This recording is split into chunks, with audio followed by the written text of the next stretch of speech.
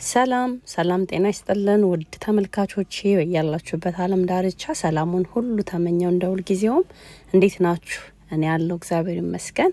ዛሬ ደግሞ ይሄንን በመሰለ በጣም ቆንጆ ቪዲዮ ተመልሼ መጥቻለሁኝ። በጣም በቀላሉ በቤታችን ሰርተን የምንመገበው የዶሮ አዋዜ ጥብስ ነው። ዶሮ ወጥ ማለት ትችላላችሁ። ፈጣን ዶሮ ወጥ በጣም ነው የሚጣፍጠው። እንዲሁም ደግሞ አሰራሩ በጣም ቀላል ነው።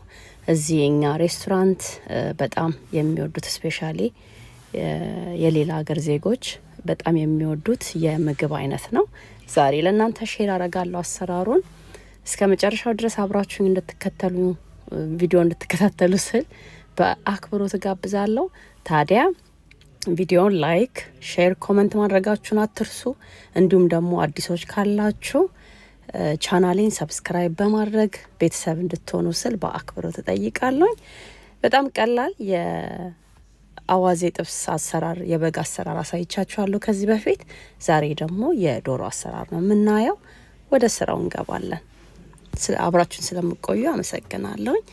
እንግዲህ የምጠቀመው ቺክን ታይ የዶሮ እግሩ ቦንለስ ነው፣ አጥንት የሌለውን ነው የገዛሁት። በደንብ አጥቤ በሎሚ በቪኔገር በጨው በደንብ ጥብ አርጌ ፋቱን እንዳያችሁት ጽድት አርጌው በዚህ መልኩ አነሳ አነሳ አርጌ ከትፌ አዘጋጅቼው ነበረ።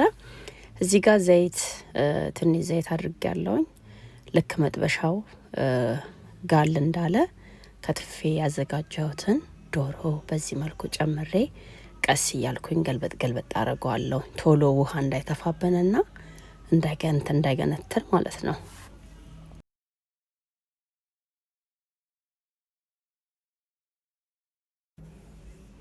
ትንሽ እንደዚህ ገባ ወጣ እንዳለ ደግሞ አንድ የሻይ ማንኪያ ከግማሽ ዝንጅብልና ነጭ ሽንኩርት በጥሩ ሁኔታ የተዘጋጀ አለኝ።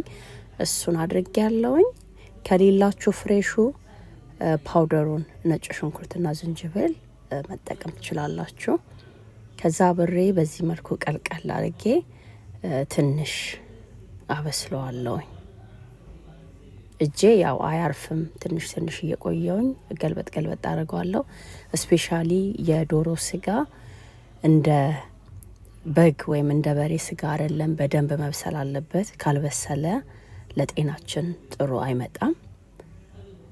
እዚህ ጋር ያዘጋጀሁት አዋዜ ወደ 2 የሾርባ ማንኪያ አድርጌ ያለውኝ።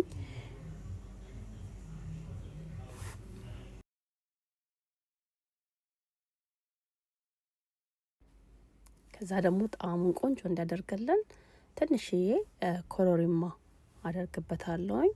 በጣም የሻይ የሩብ ማንኪያ የሚሆን አድርጌ ይሄኛውን አቀላቅለዋለሁኝ። ብላክ ፔፐር መጠቀም ትችላላችሁ።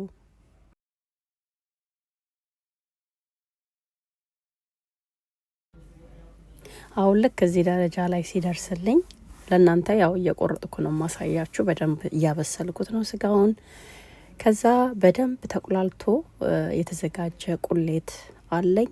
እዚህ ጋር 2 የሾርባ ማንኪያ ሞላ ሞላ ያለ ጨምሬበታለሁኝ። ባይዘዌ ስጎውን መጠቀም የማትፈልጉ ከሆነ ስጎውን አለመጠቀም ይቻላል። ግን ስጎውን ደግሞ ስትጨምሩት የራሱ የሆነ ለየት ያለ ጣዕም አለው። እኔ ከዚህ በፊት ካለ ስጎ ሰርቼ ሞክሬዋለሁኝ። ይሄኛው the best of best ነው፣ ሞክሩት። ይሄው እንደዚህ ሆኖ ቆንጆ ሆኖ ደርሶልኛል። አሁን ቅድም ስጎ በጨመርኩበት ሳህን 2 ትንሽ ነው ውሃ፣ ሞቅ ያለ ውሃ እጨምርበታለሁ። በዚህ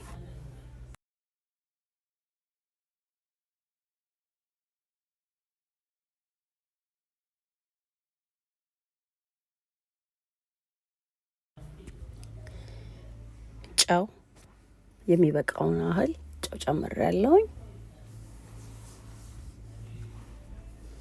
ይሄንን እሳቱን ቀንሼ ቀስ ብሎ እንዲበስል ነው የማደርገው። ከዛ እዚህ ጋር የፊደል ስፔሻል የጥብስ ቅመም አለኝ። እሱን ከላይ ጨምሬበታለሁ። የሮዝመሪ ፍሬሽ ሮዝመሪውን መጨመር ትችላላችሁ። እንዳልኳችሁ ውሃውን ባንዴ አልጨመርኩትም። ለሁለተኛ ጊዜ አሁን ጨምሬያለሁ። ይሄንን ቀስ ብዬ አበስለዋለሁ።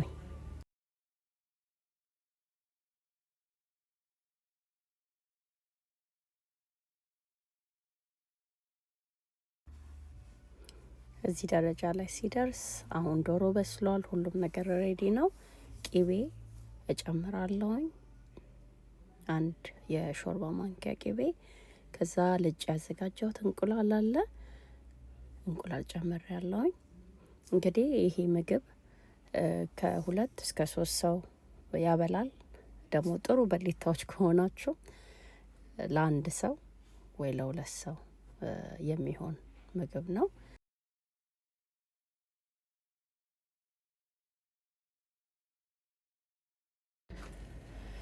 ላስት እንግዲህ ወደ ማጠናቀቂያው እየደረስን ስለሆነ ፍሬሽ ቃሪያና ሽንኩርት ጨምሬያለሁኝ።